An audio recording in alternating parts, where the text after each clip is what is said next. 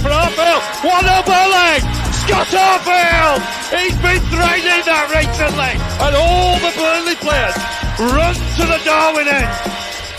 Burnley win the next ball. It's Rory now. On the outside. Decent. Barnes!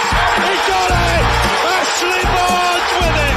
What a cross from Rory! And there was Ashley Barnes! And Burnley leading the derby. Knocks it quickly. Finds Benson in space at the byline. Can Burnley get a goal here? Back for Brownell. Saved by the keeper! Burnley won it to the end!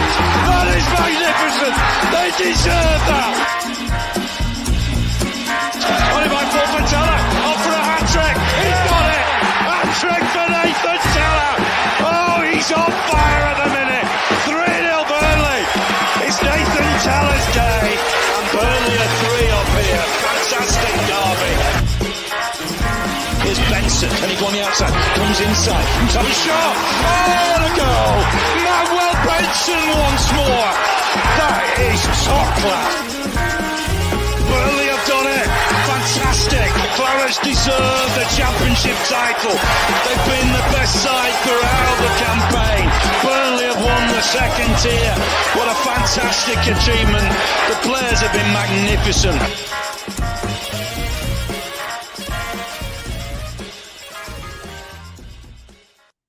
Yes, hello and welcome along to the latest instalment of the TurfCast podcast. Full-time show with me, Joe Redmond, after Burnley's dismal day at the Etihad yesterday. It's always a dismal day at the Etihad, isn't it? Even when we get a little bit of hope, like we did yesterday, we still end up conceding 5. And I don't know if anyone remembers, but we played them in the Cup, not the 6-0 one, a long time before that.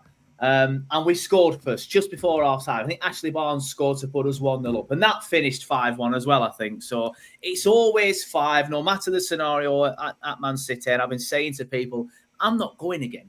I'm just not going again. But I said the same thing last time I went. And guess what? Who was there yesterday? This mug. And another mug who's on screen as well. Nathan, you were there as well. How you doing, mate? I were.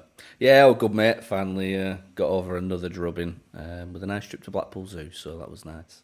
Yes, well, you and me both had a nice trip to Billy Bob's Parlour over Preston, sort of like Blackpool way. So we've both done something with the family today to help us along the way of the heartbreak of yesterday. But it's always City, and we should really learn our lessons. And Andrew as well, good to have you back after 2 weeks off. Where the hell have you been? I know, yeah. Where we're at. Mondays I do football, don't I? So I missed that Monday, and then last week. Yeah, and you had a meal the week before?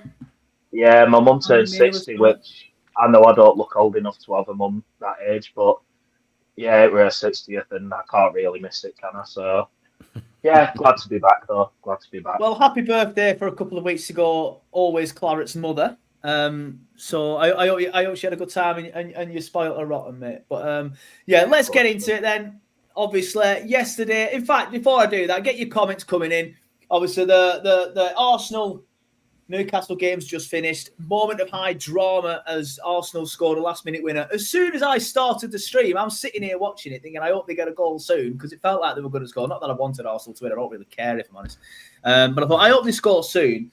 And as soon as I pressed start stream, started focusing on this, I looked and I see them celebrating. Andrew, did you check who scored? Who scored for Arsenal? I think it was Gabriel in the end. Oh, was it? Right, fair enough. Yeah. Fair enough. But yeah, high drama at St James's Park. But anyway, get your comments coming in, please. Let me know that you're here if you are here in the chat. Claret Blue 1882 said, evening, Clarets. Instead of talking about the disappointing City game, can we talk about the thrashing we gave the Bastardettes this afternoon? Yeah, I'm glad you brought that up, mate, because I've just seen that and I would have forgotten about it. But Blackburn Rovers and Burnley women played today. And Burnley women, and this was at, I nearly said Ewood then, this was at Ewoodette. I don't know what their women's ground's called. And we beat them 13-0.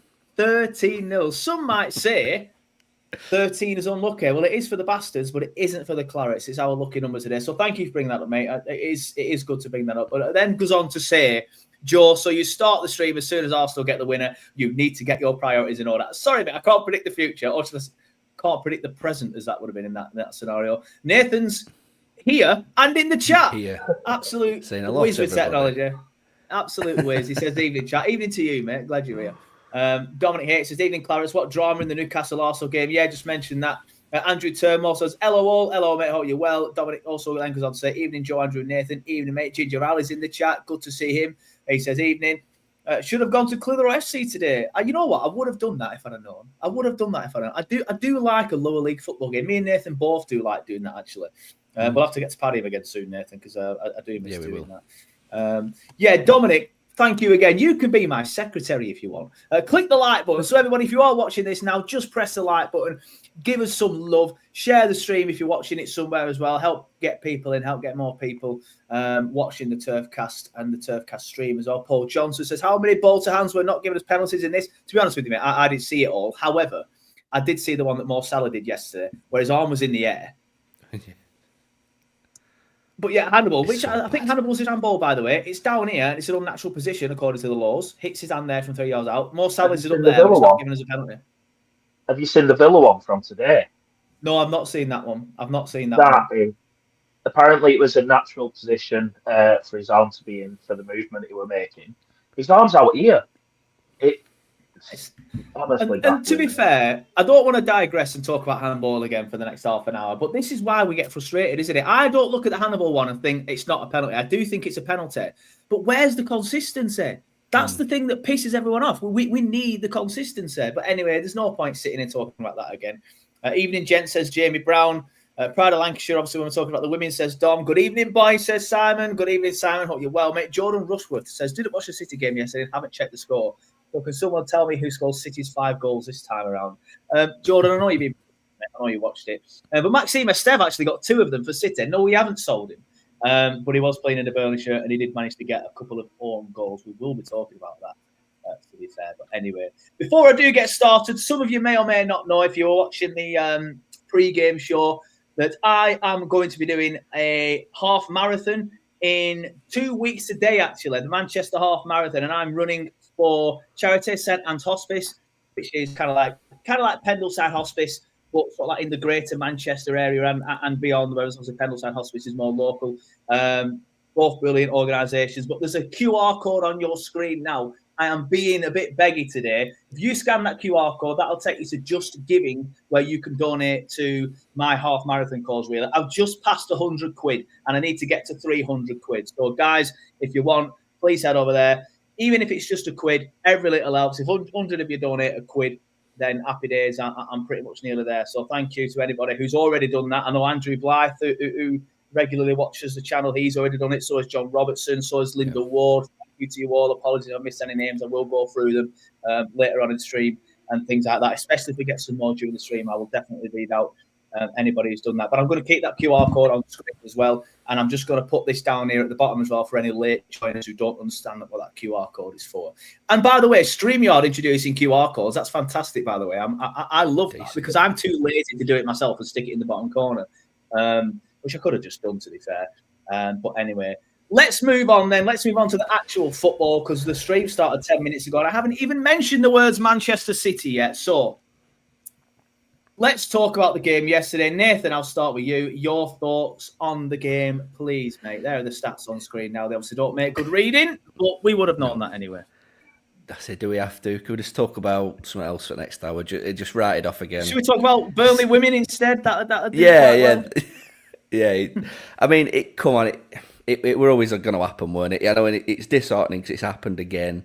But it's not like we were all sat there tweeting, talking about it, saying how much PTSD we've got. Like even just, I drive past it quite a lot, and it gives me the willies every time I drive past that bloody thing. You know, it's like it's just not a nice place for us, no matter what. And I think that the worst part of it all, as well, is at half time, everyone were sort of looking around at each other, going, "Yeah, we might do it. We might do it." Yeah. Like, it just saw like that's the problem with football, and it's the hope that kills you. And like this change in performance, because the first 10 minutes looked like it was just going to be what it turned out to be, but it looked like it was just going to be done and dusted for 35 minutes, and we could have all gone home and got the X43 at half time, and then that'd have been that. But yeah, we came into the game really well, and we actually I think we actually frightened City a little bit. I've seen a few City sort of YouTubers and whatever talking about it, and they were like, you know, we're a bit of a shaky sort of second half of the first half, if you know what I mean. And I think we sort of frightened them a little bit, and then that's the hope, and I'd say that's football, isn't it? It's the hope that kills you. And And yeah, it was just so disheartening to just to get another thrashing after the performance we're putting against Liverpool. You thought, I was expecting like a 2-1, 3-1, but it's just one of them. It doesn't define our season, but it's just not nice to see, is it? And it's the first thumping of the season, really, and hopefully the last thumping of the season until they come back to the turf. Seems to be our bogey team. Doesn't it? City, it just seems to be our team that we don't like playing. Yeah, there's just something about Man City, isn't there? And I said that in the fan reaction yesterday. Kieran Phillips is in the chat. He says, evening, all evening. Kieran, hope you well, mate. Best behaviour, please. But Sam's not here, so he'll probably be all right. I don't know what it is with Sam. He just has this weird thing where he doesn't like Sam. Sam's lovely, by the way, Kieran. Anyway, Dale Husband's in the chat as well. He says, evening, lads. Nice to see Villa picking up their first win just in time to players. Yeah. I was thinking that, Dale, but I didn't want to come across as massively negative on screen. So you've done it for me there, Dale. But thank you for that, mate. Oh, you well, anyway, pal. It's been a while since I've seen you. Andrew, we'll come to you next then, mate. Your thoughts on yesterday's game, please, mate, and yesterday's performance. I'll just put something else on screen now. Average positions there. Burnley obviously are quite deep, but you'd expect that, wouldn't you? Yeah, I think I was a little bit surprised with the game yesterday because I was expecting it to be very much like the performance we put in against Liverpool, where it'd be back to the walls constantly, trying to block everything that they put into the box and just tried to defend for our lives, really. And I think for some reason, after like the first 15, 20 minutes, we decided we were going to start taking some risks, and obviously worked out for us in the first half because obviously we got ourselves level. But in the second half, we just sort of crumbled, as we always seem to do at the Etihad. And in fairness, we scored 3 goals, they scored 3 goals. But unfortunately, 2 of them were in the back of our own net. So it's just one of them, like Nathan says, it's not going to define our season. But for the second 20 minutes at first half, genuinely believed that we were actually going to get something. And I think I said a few weeks ago on the full-time show, like, I could see us getting something against City. And at half-time, I was like, yeah. Classic Andrew. Classic Andrew, that though, mate. At half-time, I was like, this genuinely could happen, to the point where I nearly went back to that full-time show just to clip that little bit. And then I was just like, so glad I didn't waste my time, because, just there's no point having belief against City anymore, is there? It's just a write-off every year. Yeah, it really, really is. And to be fair, that the second half of the first half performance made me think, you never know. To the point where I actually went downstairs, or should I say upstairs, because I was in the lower tier, but I went in the concourse around the 60th minute, missed the second City goal. But because we'd played relatively well up until then, I was in the toilet because my little lad wanted a wee. And I'm like, oh, God, we've missed the goal. Parker, quick, Burnley have scored. We ran back just to see City celebrating. I was like, oh, it's not us. Well, that's good in a way, because I would have been fuming that we missed. Obviously not good, but, I was fuming that we missed the goal. But, yeah, it is what it is. It's City at the end of the day. Like Nathan said, our season isn't defined on games against City. It's defined on games against the likes of Sunderland, who we've already beaten, and Forest as well, to be fair. And we didn't get a win against them, but Jimmy's in the chat, and that's a perfect time for me to bring Jimmy in, because he's a Sunderland fan, and that's why he's here, isn't it? Obviously, Jimmy. He says, hello, lads, how you all doing? Doing well, thank you, mate. Good result for you boys yesterday. It seems like Sunderland You've surprised me, Jimmy. I'll be honest. You have surprised me. You've pulled away pretty well. I thought you'd take a lot longer to gel than what you have. So, yeah, congrats to you, mate, on that. Kieran Phillips in the chat says, it's crying out for a Jamie Vardy, this team. Pace over the top, especially when teams that play. I think that's meant to say such a high line. As soon as we get over halfway, we are snookered. Foster simply not good enough, works hard enough for a team, but no real quality at all. You know what? I feel like yesterday that pretty much sums Foster up. There's so many times the ball. I think he's done all right this season, to be honest with you, Foster, without getting the amount of goals that he probably deserves. But there's been a lot of performances where he's held the ball up quite well, where he's got in behind. Whereas yesterday he just didn't. I don't know what it was. Every time the ball went forward, it just seemed to bounce back off Foster and come back at us, and it was just relentless. And that's the problem when you're playing people like City, isn't it? It's just relentless, and I do worry. And Nathan, I'll come to you because you mentioned the Liverpool performance as well there, and obviously we defended really, really well against Liverpool. and not so well yesterday against City. What do you think the difference is? Do you think it's the bigger pitch at the Etihad and they're able to drag us around? Because I actually think Liverpool have better forwards than City at the minute. Obviously, Haaland's Haaland, but we gifted him that second goal, by the way, his second goal. We'll get into that later on. Yeah. But why do you think we were so good defensively against Liverpool, but so poor yesterday? I think it is down to sort of Turf Moor being quite tight. I know all the pitches are sort of within a sort of similar regulation, but I think ours is on the smaller end, and the stadium feels tight. And when we hunker down into that back sort of five, it sort of really funnels everything into one sort of crowded position. Like it feels quite tight, and you can't do what City did, which was they were really wide and expansive, like Doku and who's the other chap on there? They were just so wide, so it meant our fullbacks had to be really wide with them, which meant the gaps in between everybody was just so big. And then it was just a matter of imminent that they were just going to score it. It felt like they were going to score every time at some point, barring sort of that second. I'm glad you mentioned Doku, because I felt like he had the freedom of the stadium. It really did. I thought Kyle Walker had a really tough time defensively. I thought he had a really, really tough time on Saturday, and to me, they all did. They all did, and like I say, I think Walker just got highlighted because I think they just targeted him personally. I think they knew his game and they knew what his weaknesses were, and for the few weeks we've been saying how good that Kyle Walker is, but also I think that highlighted why he doesn't play for City anymore. I think he has dropped off a level against the absolute pinnacle of football, which is obviously that City team. And then, obviously, I'll contradict myself and say, but then when he plays against Liverpool, he pulls a blinder. So I don't know whether he got caught up in the situation or the City players just knew how to beat Walker. I don't know.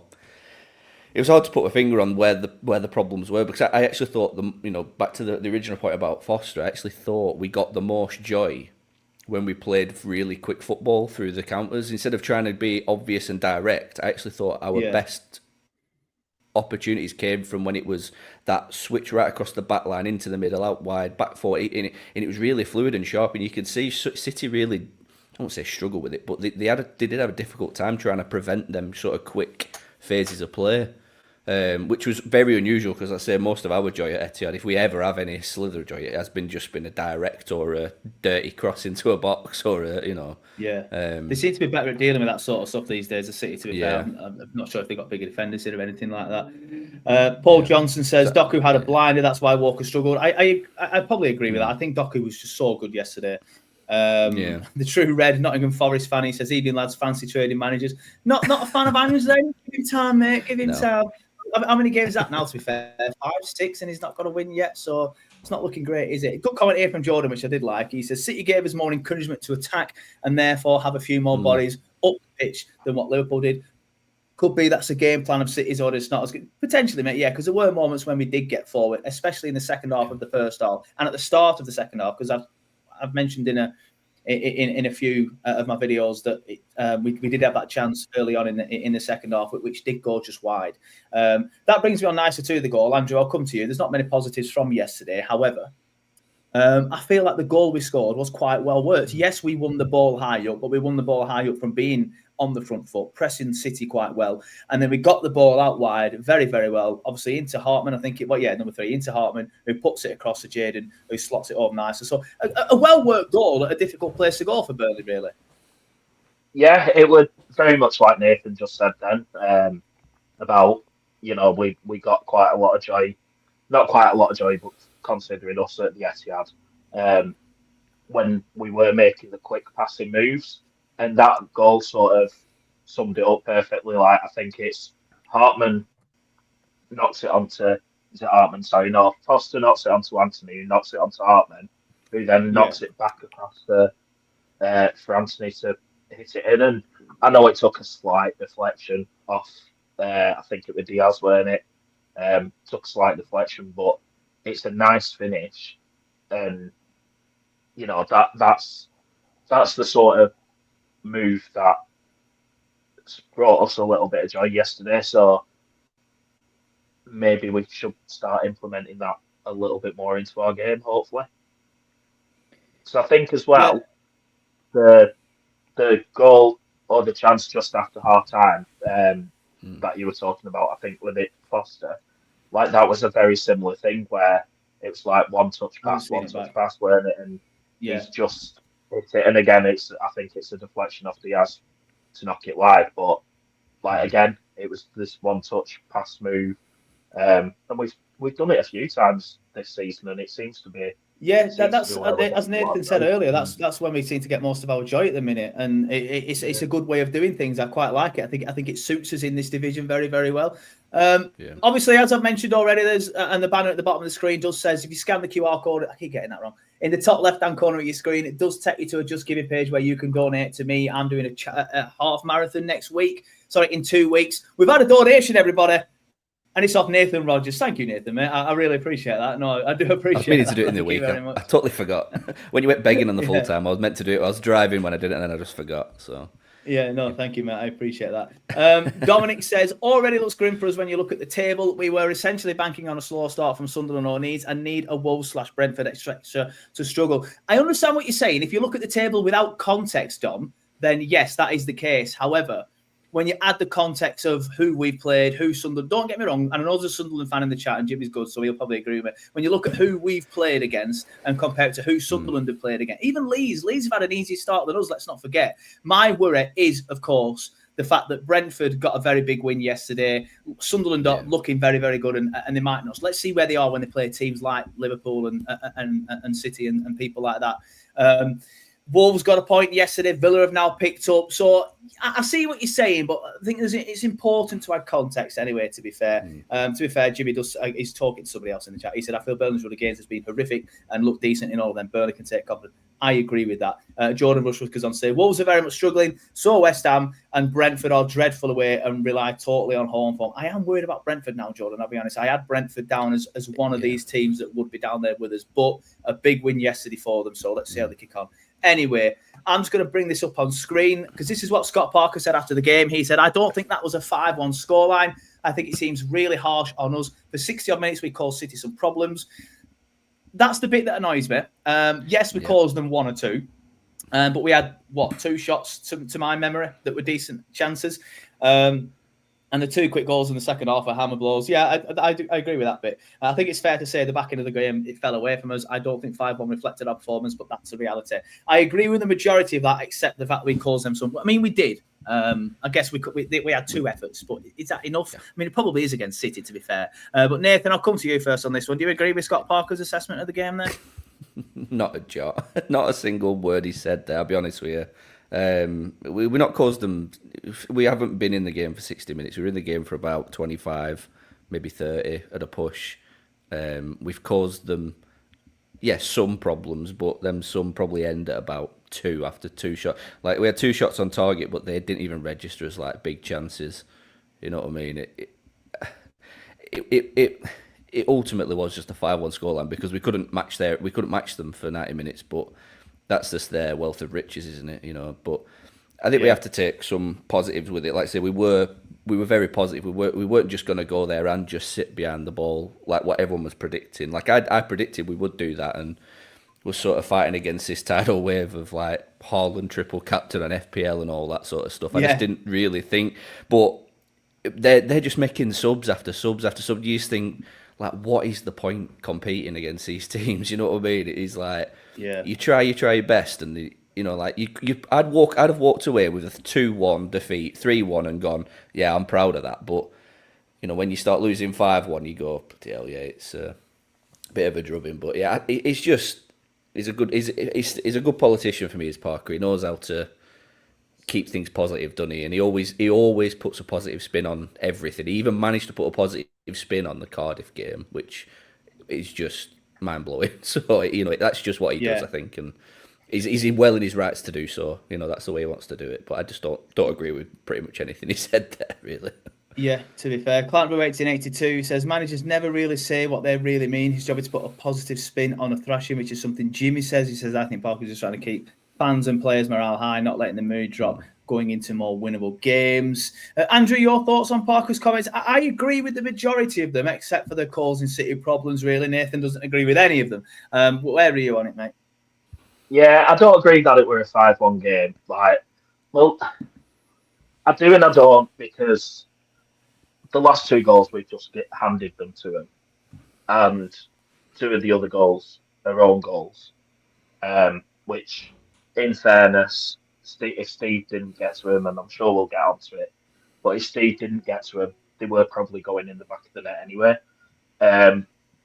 But then it didn't feel like a we will come to that, because the first own goal, I think, is a bit. In fact, like I said, we'll come on to it. But go on, mate. Sorry, I just wanted to jump in there.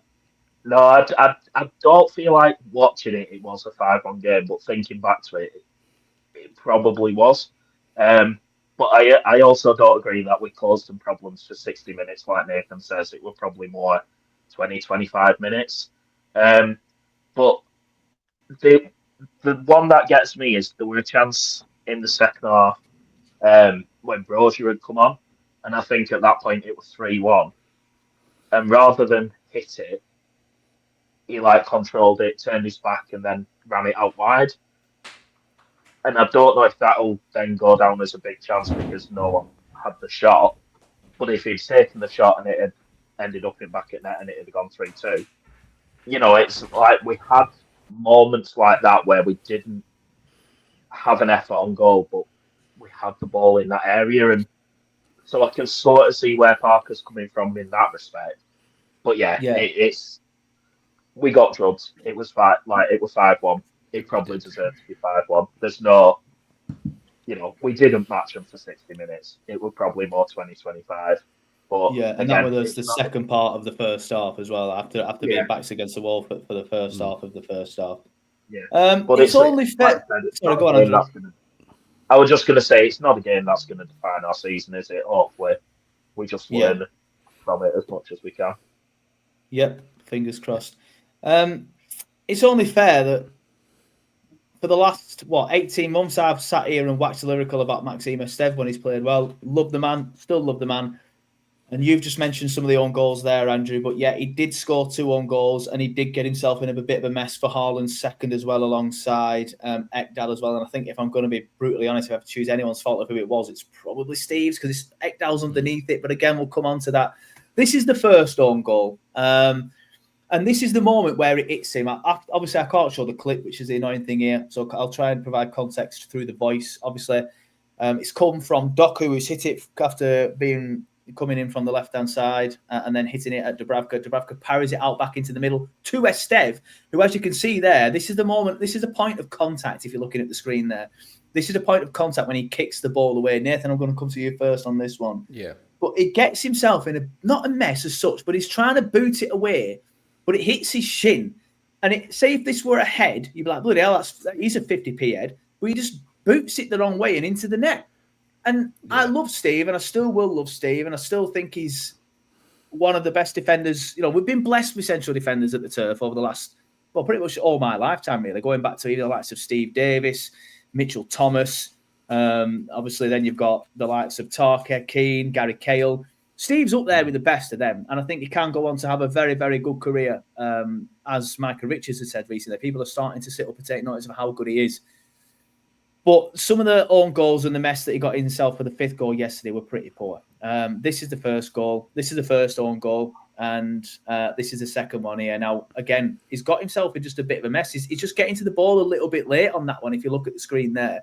He's trying to kick it out, obviously, away from goal. Just gets to it too late. Maybe he's expecting Oscar Bob to get a touch, who doesn't, and that might be why he's late. I'm not sure. But I just feel like for both of them, obviously, that's the first one again. That's the second one again.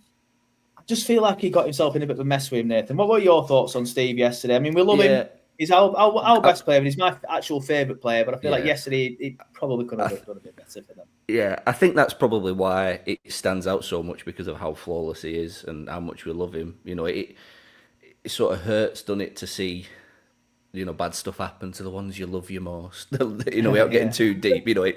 That's why I think it's so it's so prominent and sticks out that it just so out of character. But my main problem with them, it just look where he's facing. You know what I mean? Yeah. We should be watching a number 9 and going, look at his body shape. He's squaring up to the goal, ready to slot it in. He's supposed to be our centre half there, and he's standing square to the goal. He's not side on from the ball coming in, the cross coming in. But I think that's been because of how overloaded we were in the box with City players. Like they just ran us right in the box. You know, there was always like 3 or 4 players every time, and I think every one of our players in the box just were sort of not running around headless chickens, but they were just being spun around all the time. You know, and I think that first one's really easily avoidable if he just stands. You know, he knows the ball's coming across. He just has to stand like more square. You know, just turn his body a little bit more, and I think he can sort of like potentially hook it over the bar or past the post. But I think he's just far too square. And the second one, where he's like, he's just put his wrong leg out, and it's one of them, and he's done what he's wanted to do, which is try and stop the ball, and it's gone in, and it is unfortunate. But again, he's facing the goal. He should be a bit more side on, and more like should be sort of squaring up to his man rather than sort of standing with his back. He's almost like got his back to him a little bit, which I think again the whole Steve thing is like it doesn't happen to him, so we probably are a bit overcritical because it's like, oh no, you're better than that. You Steve. just know Come how good on. he is. Yeah, exactly. So I do feel harsh, but you know, I'm trying to try and put some sort of it's just mistakes. Own goal. I think Jimmy's just put it in the thing. Own goals happen, and he sadly put himself down in some history books there to 2 own goals in one game. And like I said, I think I tweeted it saying I was very surprised to see any Burnley player be on for a hat trick at the Etihad on Saturday, but certainly wasn't going to be Steve that I was going to pick for it. So it's just one of them. Just one of them. Yeah, fair enough. Claret and Blue 1882 says Steve own goals or not on goals. I practically hit him and go in. Happen way too fast for him to do anything about them. I see what you're saying, mate, about him being too fast, but obviously because they're not going in the goal as it's going away from him, and then he directs them to goal, that is the actual definition of an own goal. So it's not a deflection, he's practically booted in, so they will go down as own goals, unfortunately. Bob Devine says it's okay showing a still screenshot. The own goals happen so quickly. Give him a break. To be fair, Bob, I said so many positive things about him and how much I love him before I said all that. I'm not sure what more I can do. And also, I'm not going to show the clip of the goal, Bob, because as you know, you're a long-time viewer. I will get the channel taken down because there's a copyright issue. So what more do you want me to do, mate? Dominic Haight says, I'll forgive Steve. It's only poor game for us. The guy is sheer class, and every great player has a bad game from time to time. Yeah, Adrian Brown, just talking about something a little bit different, says, I thought the yellow cards for our top 2 fullbacks were incorrect. This impacted our ability to defend adequately. Can't remember him, if I'm being honest with you, mate. Paul Johnson says, put him up front, eye for goal. Jordan says, Estev's performance yesterday will put doubts in the minds of the bigger teams and moving for him, which in the end is a big positive for us. Claret and Blue 1882 says, Haaland's second was Ekdal's fault. Look, that Steve shouted for it and Ekdal didn't get out of the way. Ekdal was underneath it though, mate. We'll get into that one in a second. Jimmy Paddy, as Jimmy says own goals happen. Dominic H says it's a better shout than Broder at the minute. Justice for Steve, says Jimmy. Before we get on to the Ekdal thing, because Nathan did want to talk, then I'll just come to you first, Andrew. What were your thoughts on the 2 own goals? And Matt, even though I have admitted I love him, and I'm probably being super critical because of how good he is, and as Nathan summed it up perfectly, if it was, I don't know, Ekdal or Loren, for example, playing out of position, we're just like, these things happen. But because it's Steve and we know how good he is, that's probably where I'm coming from. So, yeah, maybe coming across as a little bit too harsh on the lad. And I do feel sorry for him in terms of, because he did happen very quickly and playing against very good play forwards, but I just felt like he could have done a bit better. What were your thoughts, mate? Yeah, I think the 2 of the best finishes we've seen by a Burnley player at the Etihad in a long time.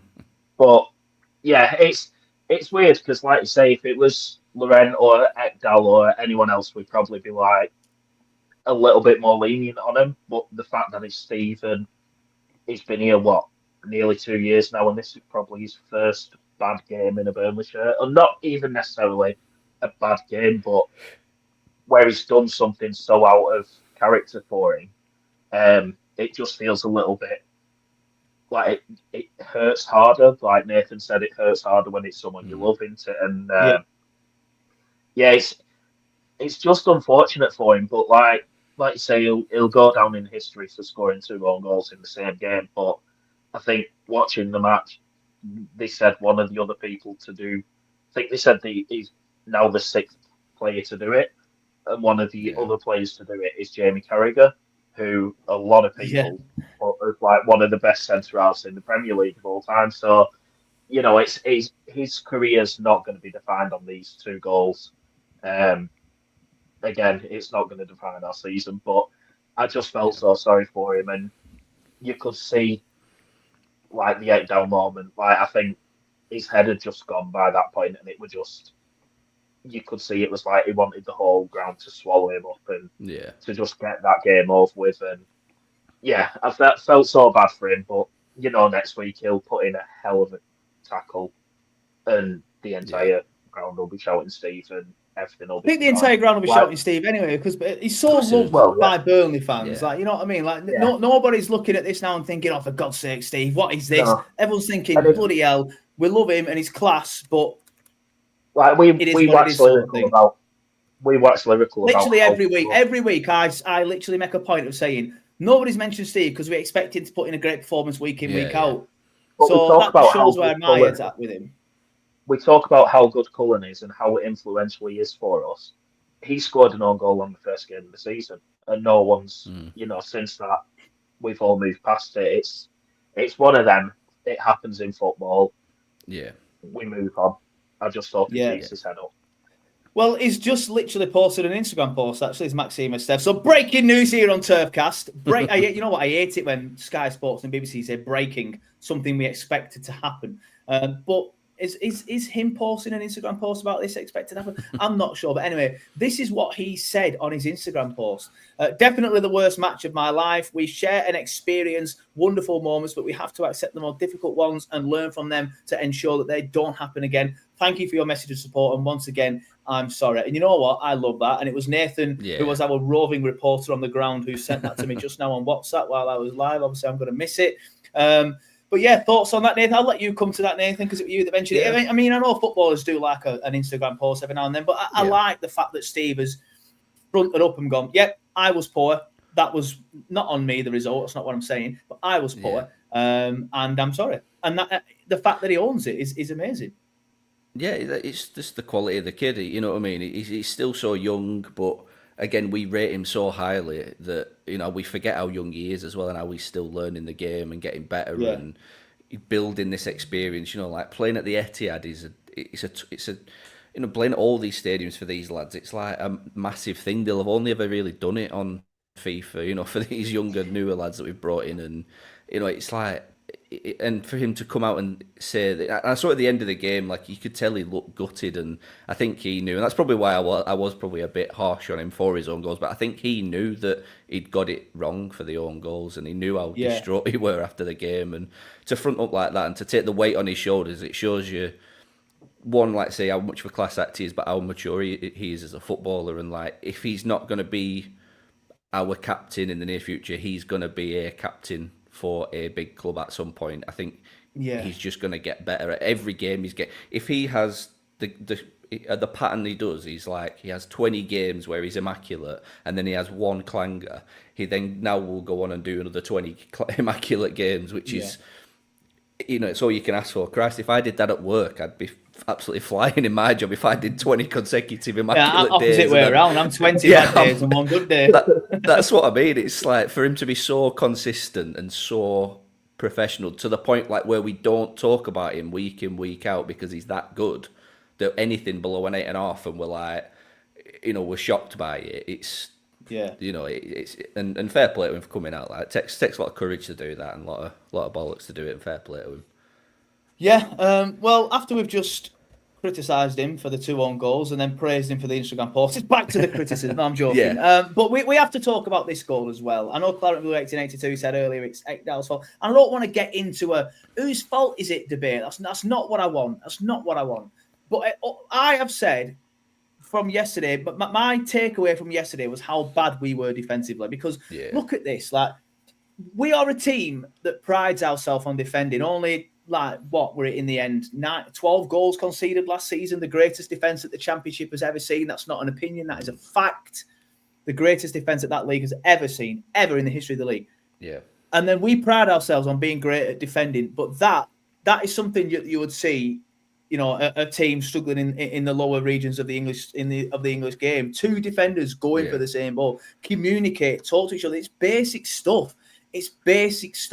Claret Blue 1880, like I said, I don't want to get into whose fault is it? But Claret Blue 1882 has said, I stand corrected on the Ekdal mistake, just in highlights, and Steve moves across towards Ekdal. Should have left Ekdal to deal with it. Completely agree with that, mate. I do feel like it's Steve's fault, but again, that's not what I want. But Andrew, I'll come to you first on this one. It's just bad defending. It's basic stuff, and Haaland's there ready. He's seen them going together at the same time, and he's thinking, happy days, I can get in here and nick the ball here. What were your thoughts on it, mate? Yeah, it's just poor defending, and I think at that point in the game, like I say, it was one of them where we just let the game get away from us, and I think Steve's trying, again, not pointing fingers and placing blame, but I think Steve's trying to redeem himself for the own goals. And yeah, maybe that might be right. Yeah, Ekdal's obviously in that position anyway.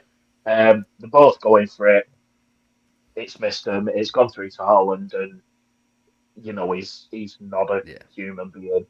He's just a cyborg that's going to put the ball in the back of the net. And like I said, at that point, I think it was the 93rd minute or something. So the game had gone. We'd let it get away from us, and I think at that point it was just sloppy all round. Like, they should never be in that position anyway, to even get that chance. But yeah, it was just poor all round, poor defending all round for that goal, and we move on from it. Yeah, Nathan. Obviously, Andrew's there mentioned the game got away from us a little bit. Why do you think that is? Do you just think it was tired legs? Do you think, I think Andrew made a good point where Steve maybe is just getting a bit too keen because he knows he's messed up a little bit and then he messes up again. Why do you think the game just got away from us again? Is it tired legs? Something like that? No, I was going to mention that what Andrew said. It said that decision from Steve was the decision made by a man who's just scored 2 own goals. He's trying to do that extra bit that he wouldn't normally do. He's ran 10 yards across there to go win a header that one of our lads has got a free header for. Like that, Steve just doesn't do that. He's clearly just trying to make some amends and just be a bit of a hero sort of thing. But it's by the by, it's done. But I think ultimately, I think it's just levels. Like, I know it's a really cop out basic thing, but I think it's just levels. We're at completely different ends of the food chain at Premier League. You look at the team that started the game for City, and then you look at 11 that ended the game. Like, they're 2 teams that could both win the Premier League. Like, I know that they're not doing it at the minute for whatever reason, but like, they've got enough quality on their bench to put out 2 different squads that can go and win the Premier League. Like, we've proven that we've barely got one team that can give it a good go in the Premier League. After Cardiff on Tuesday night, we've put out, I think, again, it's probably a cop-out, like, splinters in the arse sort of comment, but I think it's just levels. Like, you've got Erling Haaland, who's like, he wants to score everything. He wants to break every record, he wants to head every ball, he wants to score everything, he wants to assist everything. Like, sometimes you just can't stop players like that, no matter what you do.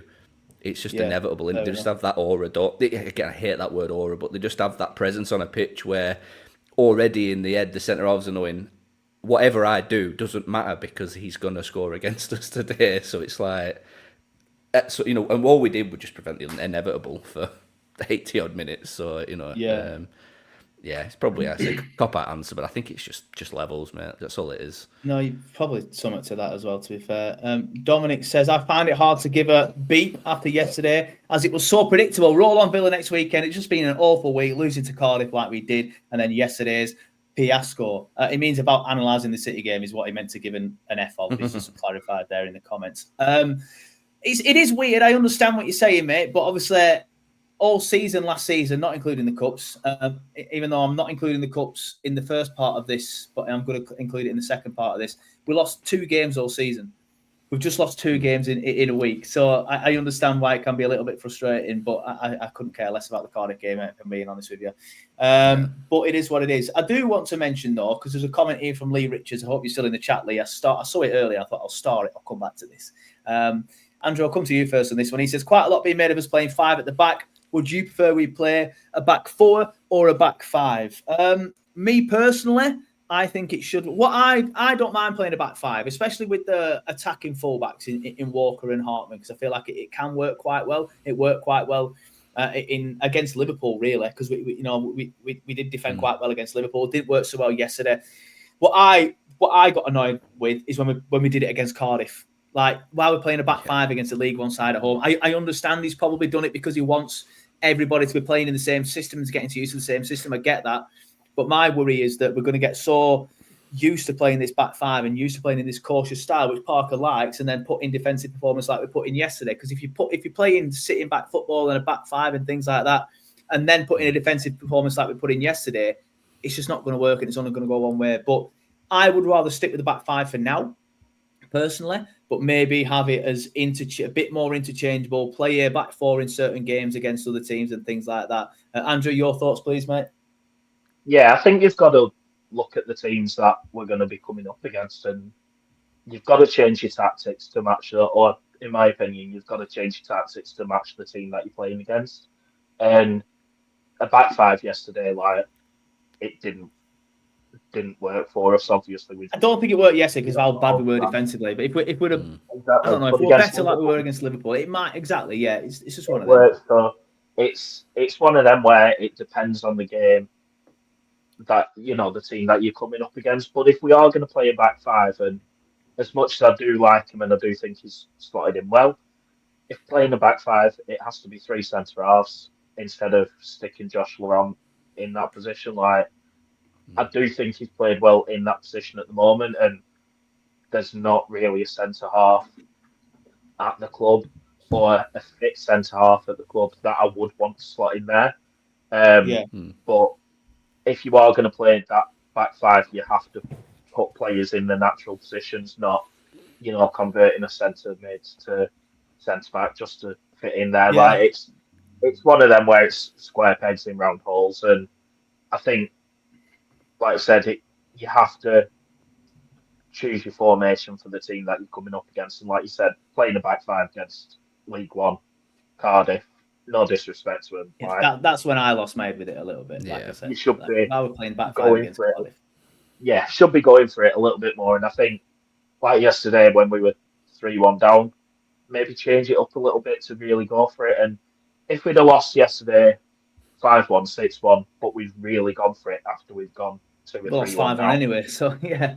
Exactly, that's what I mean. Like, if we changed the shape to really go for it and ended up losing as we did, I don't think there'd be. I know there's not a lot of grumbles anyway because it's City and we expect it, but I don't think there'd be as much. I think you've got to be fluid and be able to change your formation, and I think that at the minute's my main issue. My issue with Parker, he's not really that fluid. He's not really willing to change at the moment, but he might do. Like, this isn't the same as we played last year, so it's one of them. Yeah, we'll see. Nathan, your thoughts on it, please, mate? Yeah, I don't mind back on screen for now. Yeah, I don't mind it. I like it. It's it suits the way that Parker wants to play the game, which is obviously defend first. That's ultimately what he's doing, which is right to do because it's in the Premier League. I don't particularly like how it leaves us pretty open in midfield. We end up with a big. I thought we started the season where we had that sort of crowded midfield three, and it worked really well, especially against Sunderland. But obviously, when you're playing against the big teams, you sort of have to go to a five. But then you've also then leaving pretty much a team with City that have got like 3 number 10s on the pitch that can, just make magic out of nothing with pretty much the free reign to sort of do what they want. But then again, it's City and it's just that levels thing. But I would have liked to see us just open up a little bit. But saying that, after we got the equaliser, I was screaming for him to take Foster off and put Worrell on and go 4 centre-halves at back with 2 wing-backs. Just say, let's just shut up shop and see how long we can drag it out for. But he's in a difficult place, isn't he? Because we'd obviously, if he done changes to a 4-3-3 and we end up getting pumped 5-1 anyway, we're all sitting here going, fucking hell, what's he doing? We were 1-1 and he's gone to 4 and he's cost us the game now. He's cost us the game. So it's sort of not damned if he does, damned if he does. I don't think it's as binary as that, but I think he is just sticking to his principles of defend first, stay in the game as much as you can. But then obviously, like you say, we've all wanted us to open up a little bit and try it, especially if we're going to get beat 5-1 anyway. But he sort of did that when he brings like Brun Larson on and he brings Breuer on and sort of asks them to be a bit more, and they just don't offer anything. That's the sad reality of it. Like, I could say a lot of people's criticisms towards Parker from yesterday has been the cautious style or the back five, like people have been mentioning now on the stream. That's not really my issue. My issue with Parker is it's every time he makes a sub, I'm like, why has he done that? Like when he brought JBL on yesterday, I was like, why has he done that? Like, he took Tuna off, and I thought Tuna was not struggling. I saw someone criticising, what does he actually do? He was trying to get forward, and he was trying to make things happen. The game, I like JBL the last time in the Premier League, but I don't know what it is about him so far this season. I just feel like he's so passive when he's playing. The game just seems to pass him by. I forget he's there, and then that I'm not sure if it was a coincidence, but as soon as he comes on, we start conceding goals after goals after goals. It might have been a coincidence. It might have been tired legs. I'm not sure. But anyway, comment on screen here, Andrew, from Dominic says, Big Les needs to be in the first 11 alongside Cullen and Florentino. Parker has to find a way to drop Loren and put an extra body in midfield, is my opinion. I mean, that midfield three would be very, very good, but then you're going to lose a body in the defence, aren't you? Which is what obviously Dom says. So how are we going to do that? I'd agree with that, and I always go back to, like, again, this is, you know, a young lad who plays on FIFA, so, you know, that's my extent of football manager knowledge. But I always go back to, like, when Coyle was our manager and we had Alexander, rather than being in the centre half position, like, he played him as a CDM, and it was almost like when we didn't have the ball, he'd slot back into like a centre back position, so we were playing the back five, and then as soon as we got the ball, he'd slot into like the CDM with two centre mids playing in front of him, and that's almost what I'd, you know, like see like maybe Big Les playing in that role where he can drop back, or Florentino or even Cullen, whichever, you know, would fit better, who can slot into that centre half position when we're not in possession, but when we are in possession, they can go forward and, you know, almost make that a really tight, compact midfield. Because then for me, all three of them have to be on the pitch for me going forward. Like, they're three of our best players in my opinion at the moment. Yeah. So yeah, we have to find a way to get them three on the pitch together. And that's why Parker gets paid the big bucks and I'm sat here playing FIFA. He does, and that's why he has cardigans that cost more than my car. Ash Rose says, what you expect is Man City, not Blackburn. While I agree with that, mate, that would be a very rubbish podcast if we started that and just says, what do we all expect is Man City? So we've got to find a way to debate something anyway, mate. So, yeah, I do agree with that. Obviously, last week I started the stream at 6 p.m. because I was working at 7:45. And everybody started having a go at me saying, football's still on. What are you doing, Joe? I want to watch football. So today I started at 6:30. But I'm still working at 7:45, so I'm going to have to start getting towards the end, which means we have to discuss something that we always discuss, and that's the man of the match. Now, it's going to be difficult to choose somebody for this one because, well, we got pumped 5-1, and I do normally like to just go, Steve, because he's class every single week. So, yeah, for me, I'm going to go Florentino. I thought it was decent. He did quite well in the middle. I feel like it's good to see him sort of really settling into his role nice and early, especially in a game, where we were under the caution and battling for a very long time against a team that just had a lot of possession compared to us. Just quickly put that back on screen. Actually, it wasn't as much as Liverpool, was it? Yeah, it's 69% if you round up to our 31%. Then I'm rounding down, aren't I? But anyway, Jaden Anthony says Hannibal Medri Fans Club. You know what? Just quickly before we get into this, I do want to quickly mention Jaden Anthony. People need to start respecting Jaden Anthony. It's about time people started respecting Jaden Anthony. The guy is superb. Yes, he got the goal. The only person, man, I haven't seen who scored today's goals. But as of last night, the only person that has scored more goals than him in the Premier League was Erling Haaland, and it probably still is the same. But for me, I'm going to go Florentino. I thought it was fantastic. Nathan, come to you first on this one. Who was your man of the match, please, mate? Yeah, I thought Anthony was in for a good shout for it, but he sort of faded away pretty much after he scored his goal. Really, I felt he sort of, I don't know what happened to him. He sort of just faded out of the game. But it's Louise, the same as you. Last season and the season before, I was always Josh Cullen's biggest fan, but I think already Louise has sort of taken over that. I'm a sucker for a really tidy midfielder that just he's no nonsense. Like, he's got no bollocks with him either. He just gets the ball, gives it someone else. That's it. Like, if you've got a player in your team that can do that every game, you're onto a winner with him. And I like him. He's really calm. He doesn't look lost in the Premier League, which is, it's very rare that I've seen a Burnley player that doesn't look like that looks like they belong in the Premier League. There's only probably been a handful that look like they belong. I know we've had good string of teams that have been in the Premier League over the years, but they were full of teams like Scott Arfield and James. They just don't look like traditional. But he looks like a Premier League footballer for me. And he were decent. They were decent against City. So yeah, for me, Louise, it's got to be, I think. So. Yep, fair enough. Andrew, your thoughts, please, mate, on the man of the match. Well, I'm back, and I've got to be different, Anna. Here he is, classic Andrew.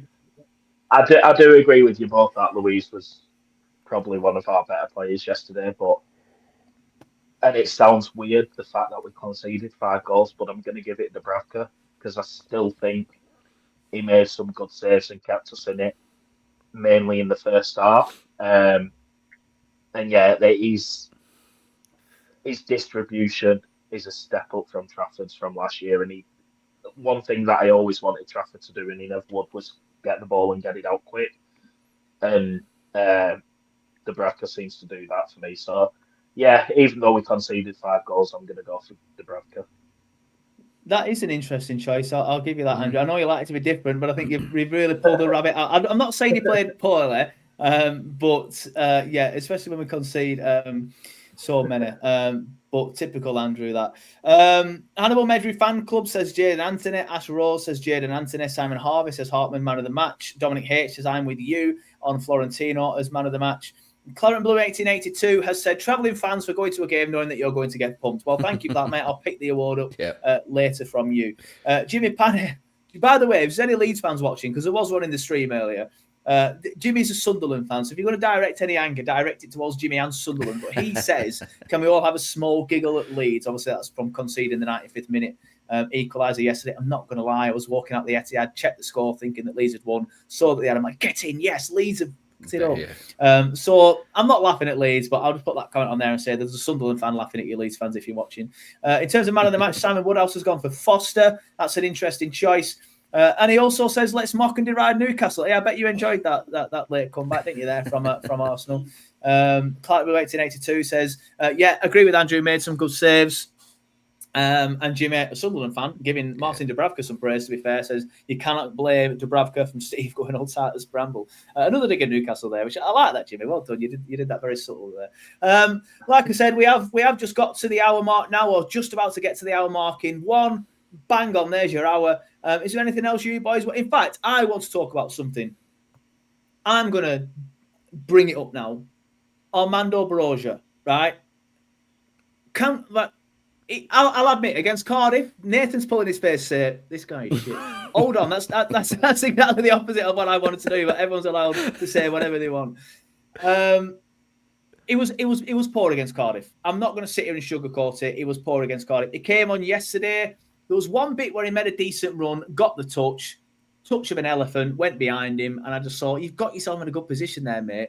But my thing is, and I don't want us all to just write him off. He's played one game against Cardiff after having some fitness issues. Let's not forget he had an injury. He's not had a proper pre-season with Chelsea or Burnley yet. I don't want it to end up being another Foster. I was sitting here making excuses for him for 3 seasons. But I don't want to write the guy off after one game or 1.5 games or whatever it's been. I feel like the fan base has already written him off. And when he came on yesterday, I saw tweets of saying things like, oh, not him, blah, blah, blah. It's a pain in the backside sometimes when I see tweets and opinions like that. Can we at least give him till Christmas and a fair run of games? But Nathan, I'll come to you first on this one. Your thoughts on Broja so far, mate? Look, I don't bag it. Not one of them that will bag him. He's not had enough chance to prove himself. But I always thought the signing was just weird. We just didn't need him. Like, it just wasn't the type of player that we needed, which is nothing. It's not his fault. I just don't know why we spent the money on someone like Broja when, like, I've tweeted it several times, but I'm a massive fan of Josh Sargent. Like, he was there for the same money. Like, he was what we need. Like, we need a number 9, a big number 9. It fit the bill of he was scoring goals. He was doing everything he needed to. He's American, which fits the whole media narrative for the club.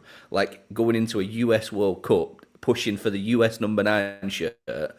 It's 20 million of the easiest pounds you can ever spend. But yet we've chose Brozier, a player that cannot get out of bed without pulling a muscle, which is, again, it's not bagging on him. I did have concerns of his injury record when we signed him. I agree with that. He's just having a bad time of injuries, and he probably will just become a player like Danny Ings that just bounces about a little bit, thinks that he's going to start plucking up trees, but I don't know. I just don't think he's what we need or will need. And again, I'm hoping to be proved wrong, and I'm happy to see him come on the pitch and prove me wrong. But I just don't think he's what we needed to start with. And again, the Cardiff thing he was pretty bad. I know he's had minimal games. It was so bad. But I don't think he was the worst player on the pitch. I think a lot of them were really, really bad against Cardiff. Absolutely. Andrew, your thoughts on Brozier so far? He needs a bit more game time. I'm not going to write him off just yet, but same with Nathan and you. I'm not convinced as of yet. Yeah. But again, he needs a bit more game time and a bit of a chance. And listen, he's a Burnley he's a Burnley fan. He's in our squad. Not a Burnley fan. He's a Burnley player. He's in our squad. I'll back him every time he puts on the shirt. But at the minute, he's not showed me much to impress me. Yeah. And not this is the problem. This is the problem with it, is we don't have time to bed these players in.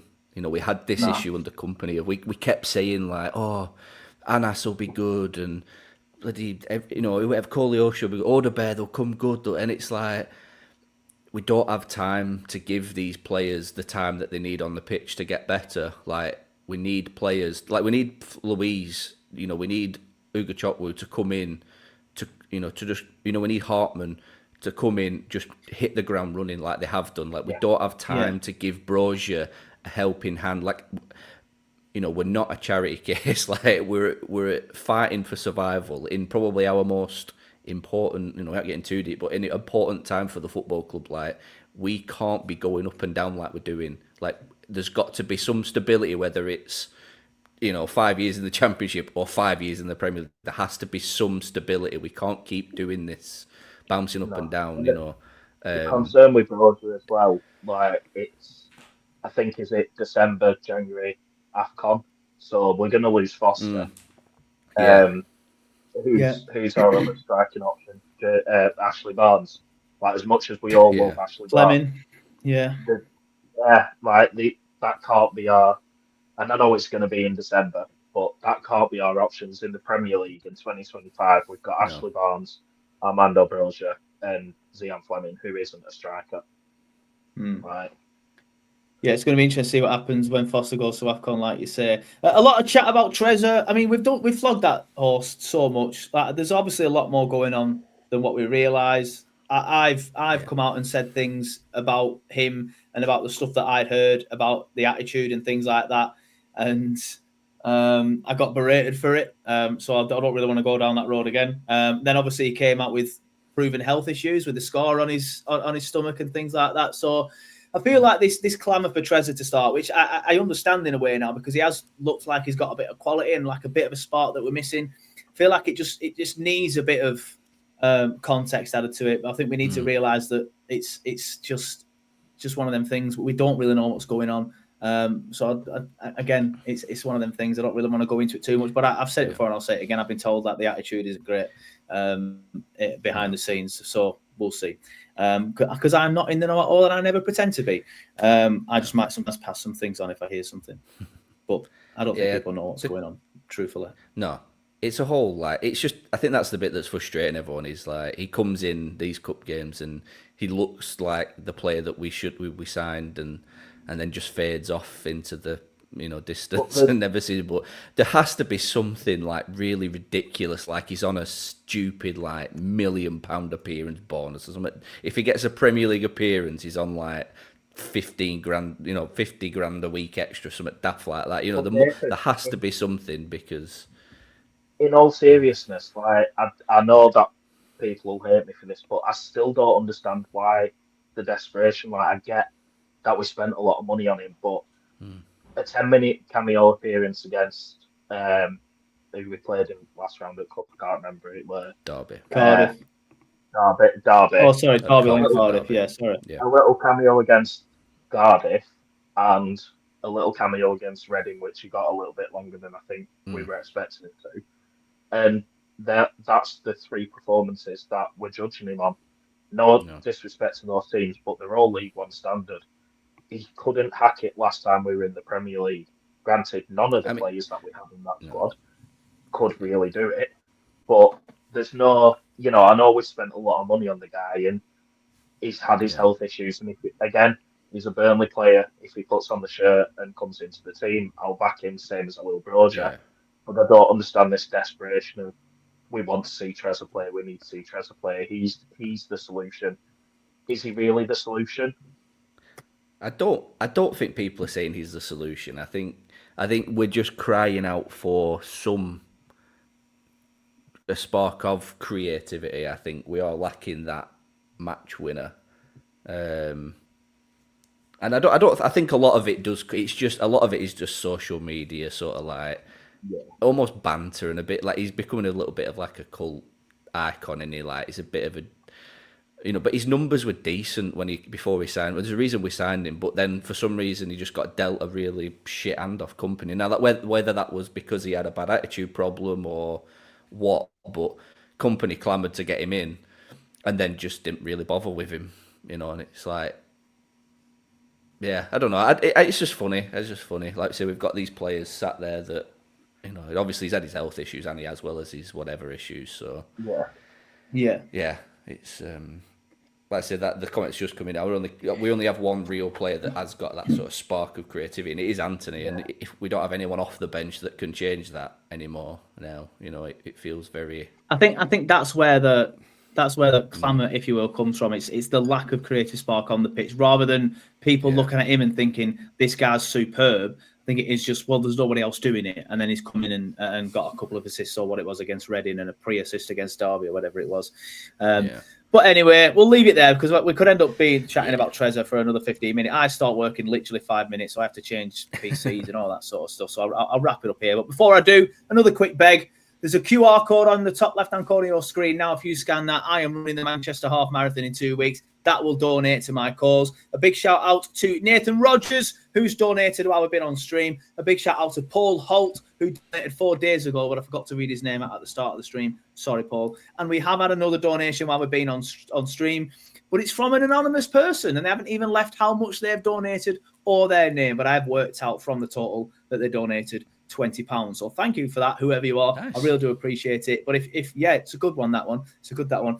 Jimmy says Joe needs to get his OnlyFans loaded up. I would be a multi-millionaire if I did that, mate. Let's be fair, a multi-millionaire, but I have a bit of dignity. But no, QR code, scan it. Donate to the charity. We're nearly at halfway. So I'll stop begging as soon as we get to 300 quid, everybody, and then you can donate if you want. I will put the link in the description as well if I get a chance later. If not, it's somewhere on Twitter and stuff. But thank you to Nathan for coming on the stream. Thank you to Andrew for coming back after his 2 weeks hiatus. It's good to have you back, mate. If you are a late viewer or a late joiner, don't forget, as soon as I press end stream, I can't handle these comments. I need to get rid of the comments while I'm doing the bloody thing. But I put them on screen now, so I can't get away from it.